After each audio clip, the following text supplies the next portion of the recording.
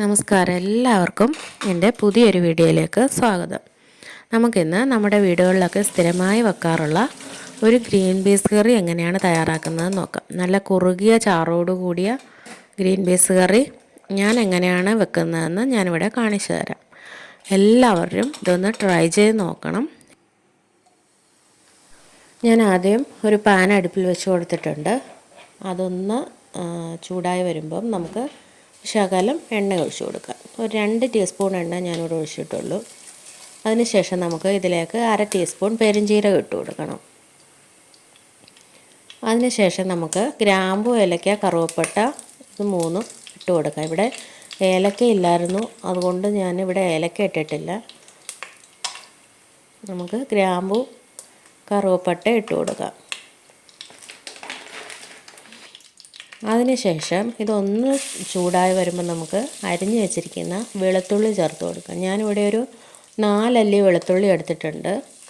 അതിനുശേഷം നമുക്കിവിടെ കറിവേപ്പില ചേർത്ത് കൊടുക്കാം. അതിനുശേഷം ഞാനിവിടെ പച്ചമുളക് ചേർത്ത് കൊടുക്കുന്നുണ്ട്. ഒരു പച്ചമുളകേ ചേർത്ത് കൊടുക്കുന്നുള്ളൂ. അതിനുശേഷം ഞാനിവിടെ 2 സവോള നന്നായിട്ട് കനം കുറച്ചരിഞ്ഞത് ചേർത്ത് കൊടുക്കുന്നുണ്ട്. അതിനുശേഷം നമുക്കിതിലേക്ക് ഒരു തക്കാളി ആവശ്യമുണ്ട്. ഒരു തക്കാളി അരിഞ്ഞത് ചേർത്ത് കൊടുക്കാം. അതിനുശേഷം നമുക്ക് നന്നായിട്ടൊന്ന് വഴറ്റിയെടുക്കണം. നന്നായിട്ടൊന്ന് വഴറ്റി അതിൻ്റെ പച്ചമണം എല്ലാം മാറണം. ഒരുപാട് ഒരു ഗോൾഡൻ കളറൊന്നും ആവേണ്ട ആവശ്യമില്ല. നമുക്കിത് പച്ചമണം ഒന്ന് മാറി കിട്ടിയാൽ മതി. നമുക്ക് നന്നായിട്ടൊന്ന് വഴറ്റിയെടുക്കാം. അതിനുശേഷം നമുക്ക് തലേദിവസം കുതിർത്ത് വെച്ചിരിക്കുന്ന ഗ്രീൻ പീസ് ഒരു കുക്കറിലേക്കിട്ട് ഇതിലേക്ക് നമ്മൾ വഴറ്റി വെച്ചിരിക്കുന്ന സവോളയും വെളുത്തുള്ളിയും തക്കാളിയും ഒക്കെ നമ്മൾ വഴറ്റി വെച്ചിരിക്കുന്നത് ചേർത്ത് കൊടുക്കാം.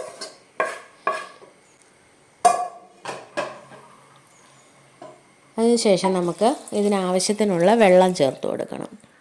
നമുക്ക് ഒരു 6 വിസിലടിക്കണം.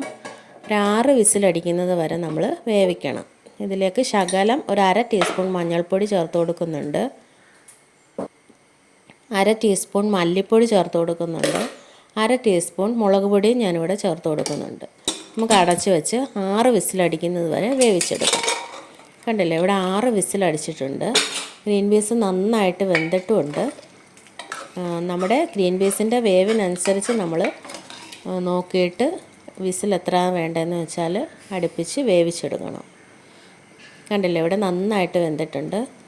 അതിനുശേഷം നമ്മൾ ഒരു 4-5 സ്പൂണ് തേങ്ങ അരച്ചെടുത്തത് ഞാനിതിലേക്ക് ചേർത്ത് കൊടുക്കുന്നുണ്ട്. തേങ്ങാപ്പാലായാലും കുഴപ്പമില്ല, ഞാനിവിടെ അരച്ചതാണ് ചേർത്ത് കൊടുക്കുന്നത്. അതിനുശേഷം നന്നായിട്ട് നമുക്കൊന്ന് മിക്സ് ചെയ്ത് കൊടുക്കാം. നന്നായിട്ടൊന്ന് തിളയ്ക്കേണ്ട ആവശ്യമൊന്നുമില്ല, ചൂടായാൽ മതി. അതിനുശേഷം നമുക്ക് കടുക് താളിക്കാൻ വേണ്ടിയിട്ട് ഞാനിവിടെ ഒരു പാൻ വെച്ച് കൊടുത്തിട്ടുണ്ട്. അതിലേക്ക് നമുക്ക് വെളിച്ചെണ്ണ ഒഴിച്ചു കൊടുക്കാം. അതിനുശേഷം 1/2 ടീസ്പൂൺ കടുക് ഇട്ട് കൊടുക്കുന്നുണ്ട്. ഒരു ചെറിയ ക്യാരറ്റ് അരിഞ്ഞത് ഞാൻ ചേർത്ത് കൊടുക്കുന്നുണ്ട്. ഇത് ആദ്യമേ ചേർത്താലും മതി, നമ്മൾ കടുക് വറക്കുമ്പോൾ ചേർത്താലും കുഴപ്പമില്ല. നമുക്ക് അത് ഒഴിച്ചു കൊടുത്ത ശേഷം ആവശ്യത്തിനുള്ള മല്ലിയിലയും കൂടെ ചേർത്ത് കൊടുക്കണം. കറിവേപ്പില ഞാനിവിടെ ആദ്യം ഇട്ട് കൊടുത്തത് കൊണ്ടാണ് കറിവേപ്പില ഇട്ട് കൊടുക്കാഞ്ഞത്. ഞാനിപ്പോൾ ഇവിടെ മല്ലിയിലയാണ് ചേർത്ത് കൊടുക്കുന്നത്.